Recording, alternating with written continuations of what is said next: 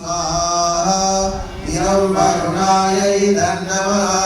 ॐ तत्त्वायामि ब्रह्मणा वन्दमानः सदा शास्ते यजमानो हविर्भिः अहेरमाणो वरुणे हवो जुरुषं समानहायो प्रमोषि स्वाहा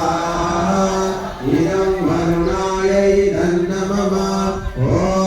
ये देशतं वरुण ये सहस्रं यज्ञाः भाषा वितता महान्तः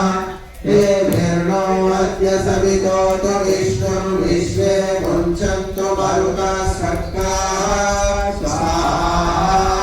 इदं वरुणाय सवित्रे विष्णवे विश्वेभ्यो देवेभ्यो मरुभ्यः सर्वेभ्य इदं नमः